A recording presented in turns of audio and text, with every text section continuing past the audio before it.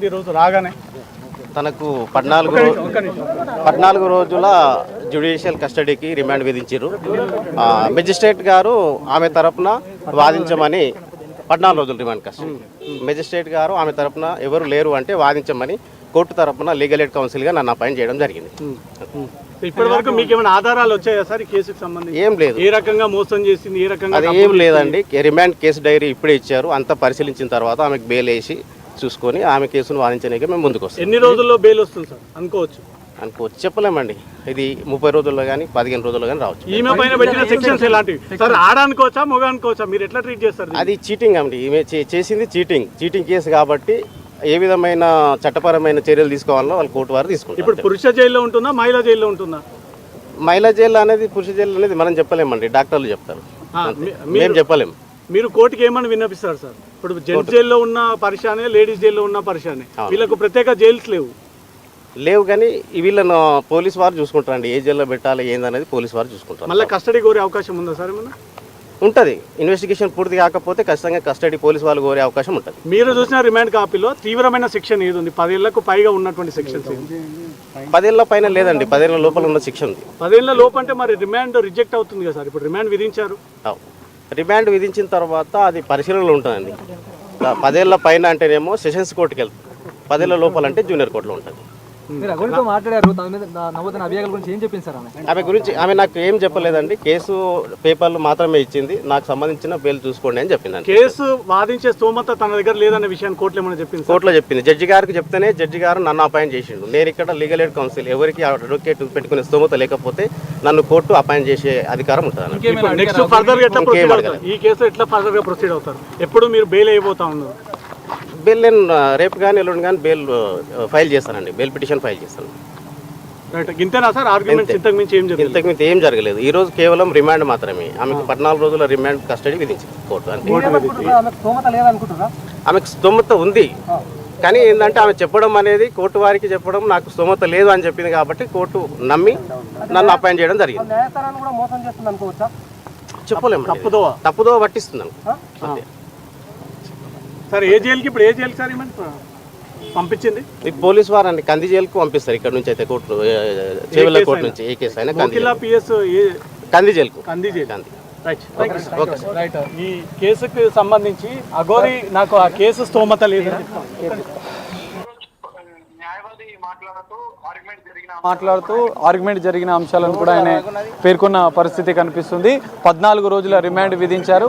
కే కుమార్ అనే legal advisor అంటే ఎందుకంటే తనకు అఘోరి న్యాయవాదిని పెట్టుకునే స్తోమత లేదని చెప్పిన నేపథ్యంలో కోర్టే ఒక అడ్వకేట్ని కూడా ఆమెకు అపాయింట్ చేసినట్లుగా కూడా తెలుస్తుంది. దానికి సంబంధించినటువంటి కాపీలను అడ్వకేట్కి ఇచ్చి అఘోరిని మొకిలా పోలీసులు సంగారెడ్డి కంది సబ్ జైలుకి అయితే తరలించిన పరిస్థితి కనిపిస్తుంది. అయితే 14 రోజుల రిమాండ్ విధించిన నేపథ్యంలో బెయిల్ పిటిషన్ కూడా 1-2 రోజుల్లో వేస్తామని చెప్పి కూడా కోర్టు అపాయింట్ చేసినటువంటి న్యాయవాది చెప్తున్న పరిస్థితి మనకు కనిపిస్తుంది. అయితే కీలకంగా తాను ఎలాంటి అంశాలను కోర్టులో ప్రస్తావించలేదు, కేవలం న్యాయవాదిని పెట్టుకునే స్తోమత లేదనే చెప్పింది. సో ఈ నేపథ్యంలో ఈ కేసులో పోలీసులు కూడా మరోసారి కస్టడీ కోరే అవకాశం కూడా కనిపిస్తుంది. కస్టడీ పిటిషన్ అనంతరం కూడా పూర్తిస్థాయి దర్యాప్తు మొకిలా పోలీసులు చేరున్నారు. ఎందుకంటే ఇప్పటికే ఉత్తరప్రదేశ్ సరిహద్దుల్లో అఘోరిని అరెస్ట్ చేసిన అనంతరం నేరుగా పోలీస్ స్టేషన్కి తరలించడం, పోలీస్ స్టేషన్ నుంచి నేరుగా వైద్య పరీక్షలు చేవెళ్ళ ప్రభుత్వ ఆసుపత్రిలో వైద్య పరీక్షలు అనంతరం కూడా నేరుగా కోర్టుకు తరలించిన నేపథ్యంలో మరికొంత ఈ కేసులో దర్యాప్తు చేయాల్సిన అవసరం ఉందని చెప్పి మోకిలా పోలీసులు కస్టడీ పిటిషన్ కూడా కోరే అవకాశం కనిపిస్తుంది. మరి పరిగి ఇటు సంగారెడ్డి కంది జైలుకు తరలించిన నేపథ్యంలో మరి నెక్స్ట్ ఎలాంటి పరిణామాలు ఉంటాయి, బెయిల్ విషయంలో ఎలాంటి పరిణామాలు ఉంటాయనేది చూడాలి. ఇక్కడ అఘోరి ఇప్పటికే ట్రాన్స్జెండర్ అన్న అంశం వెలుగులోకి వచ్చిన నేపథ్యంలో మరి మహిళా జైలుకు తరలిస్తారా, పురుష జైలుకి అఘోరి అలియాస్ అల్లూరి శ్రీనివాస్ని తరలిస్తారా అనేది మరికొద్దిసేపట్లో కూడా క్లారిటీ వచ్చే అవకాశం కూడా మనకు కనిపిస్తుంది. Syed. Thank you Sagar, thanks for the update. అయితే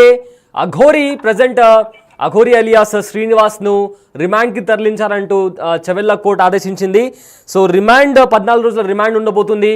ఈ నేపథ్యంలో తనకు ఒక పబ్లిక్ ప్రాసిక్యూటర్ని కూడా అలాట్ చేసినట్టు తెలుస్తుంది. సో రిమాండ్కి తరలించిన తర్వాత సంగారెడ్డిలోని కంది సబ్ జైలుకు అఘోరిని తరలిస్తున్నారు. సో కోర్టు నుంచి నేరుగా జైలుకి అఘోరి వెళ్ళనుంది. సో కందిలోని సబ్ జైలుకు అఘోరిని తరలిస్తున్నారు. అయితే ఇది నాన్ బెయిలబుల్ సెక్షన్ల కింద కొన్ని కేసులను ఫైల్ చేయడం జరిగింది.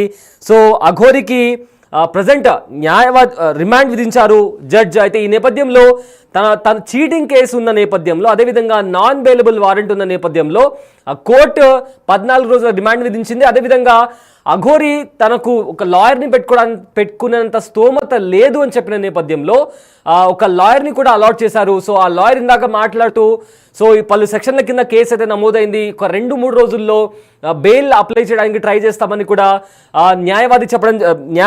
లాయర్ చెప్పడం జరిగింది. అదేవిధంగా ప్రజెంట్ కోర్టుకి తరలించిన తర్వాత 14 రోజుల రిమాండ్ తర్వాత ఇంకా వేరే సెక్షన్ల కింద ఏమైనా కేసు నమోదవుతాయా, ఇంకా ఏమన్నా మిగతా ఎవరన్నా బాధితులు ఉంటే వాళ్ళు బయటికి వచ్చి కేసు ఫైల్ చేస్తారా అనేది కూడా ఇప్పుడు సస్పెన్స్గా మారింది.